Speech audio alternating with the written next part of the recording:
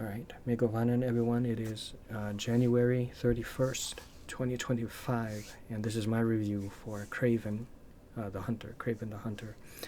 This is a film that takes place in the same verse as, well, I guess supposed to be the Spider-Man verse, I suppose the Tom Holland ones, right?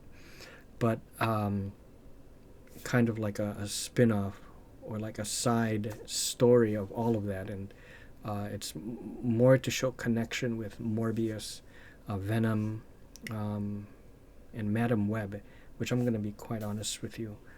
All those films got, highly negative reviews and everyone hated on them. But I felt, and they considered Venom the best out of all of that, but I disagree. I just didn't like the Venom films, and I've seen them all. I didn't like how they made Venom, the whole dual personality thing, the independent personality, whereas I think the symbiote is just supposed to bring out your dark side, not have a split personality where you can have a conversation with them, and then they split from you, and then the symbiote can walk in one direction and Eddie Brock can walk the other direction, and but they're getting weaker or something. It's not like, I didn't like that, and I just didn't like the jokes. It was just stupid, I thought.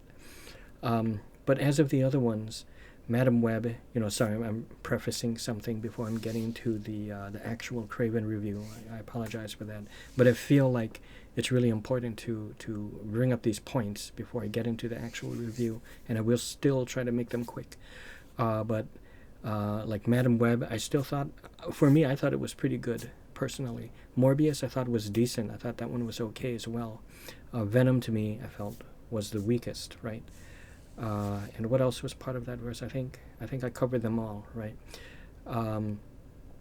What I thought that people didn't really see or took notice of with Madam Web was I felt it was a different kind of superhero film, a different kind of format.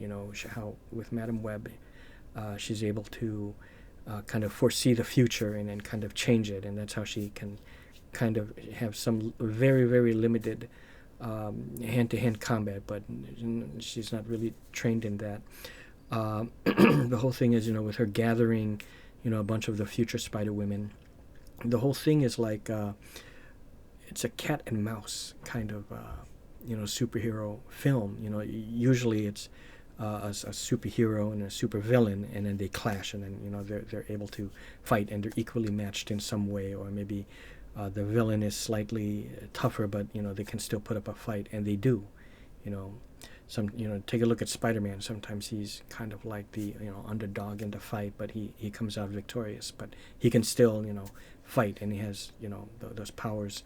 They're not even Spider-Women yet, and it's up to Madam Web to try to use her ingenuity, all of them really, and to escape the villain, which is this I don't know what he was. He was like a Brazilian kind of spider guy or something. I forgot. It's been a while.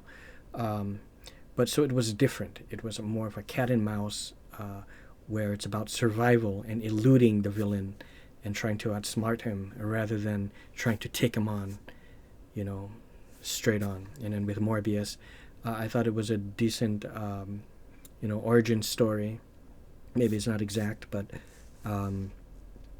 with Michael Morbius and how he came into it, and his friendship with that Matt Smith was his name, the that Doctor Who actor, and then how they eventually had to become enemies, that kind of thing, and then there's that little romance on the side with the girl that was in the film. I forgot her name. So overall, I still thought it was just a decent, nothing to really hate on. It's just as good as a so-so Marvel film. Now with Kraven, I kind of thought very much the same, about that as I did with, and as I do with Morbius. In fact, it's more closer to that because he has powers, and the villain has powers. Whereas, like I said, what separates Madam Web from those. This one, there's some cool action. It's Kraven when he was a boy. His dad is a Russian mobster, and that was what was kind of weird. Kraven and but he wasn't called Kraven. I think his name was like Sig. I can't remember. Began with an S. Him and his brother, had like American accent, didn't have Russian accent, so it's kind of weird. But that's okay. I can look past that. And Russell Crowe was, did I say it was Russian? Russell Crowe, who played the father.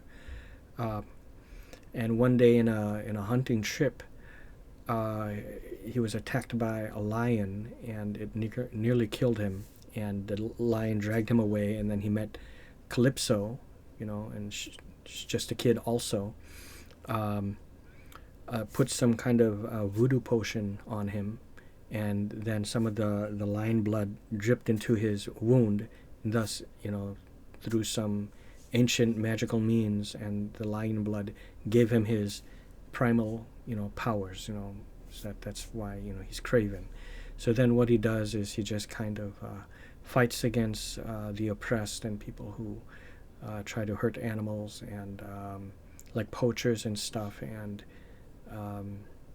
take vengeance upon I guess the oppressed and stuff like that. And also he helped out Calypso, and took vengeance for, because she was having like an issue too, and he killed all of her enemies. And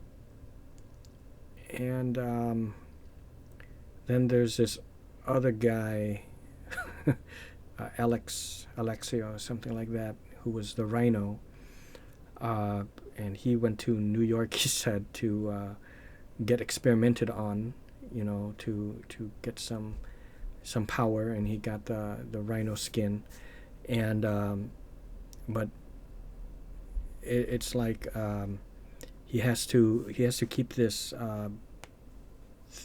like the syringe thing plugged into him, otherwise it will turn him into the Rhino, full Rhino skin and everything, and like a mutant, Rhino, like Bebop, Rocksteady. Is it Rocksteady from Teenage Mutant Ninja Turtles? And plus, he said it hurts very badly, when he's in the Rhino form, something like that.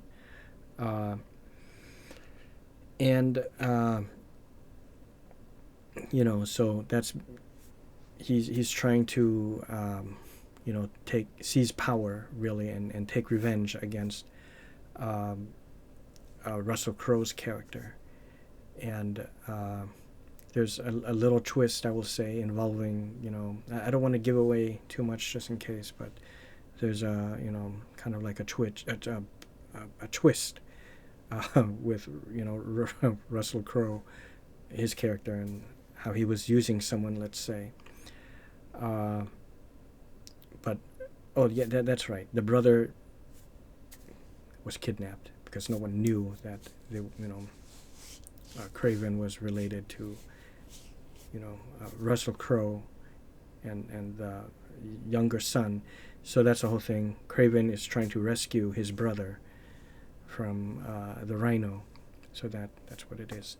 Okay, and I thought the action was quite cool, cool action, and his powers were interesting, and he's,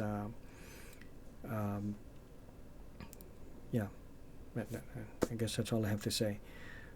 So that is it.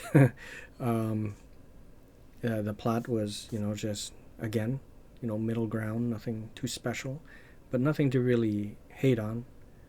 It's cool action, and, they gave it an R rating, and I can see that because, it's got some of the violence, but there really wasn't a lot of hardcore swearing, so it could almost have passed for, a PG-13, but they still gave it an R rating. I expected Calypso to be in more fight scenes, because I've seen promotional pictures where she's holding the bow and arrow and she uses that, but she doesn't use it a whole lot. There is one other supervillain in here. He has the power to kind of hypnotize you with his eyes, so you're kind of frozen in place, and then he's able to like take your gun or take a gun and then shoot you from behind or something. So there's that villain. So that was an interesting fight against Kraven, and someone came to his aid, let's say. And I would give Kraven the Hunter. That one I liked a little bit more. No, did I like it a little bit more than? See, Morbius. Morbius, I would give. Morbius, I would give a 7, maybe. So 6.75. This one I would give. Kraven, I would give. Hold on, just let me think. I think Kraven, I would give it a 6.5 out of 10. Yeah. Okay, so that's it. I hope you all enjoyed, and see you.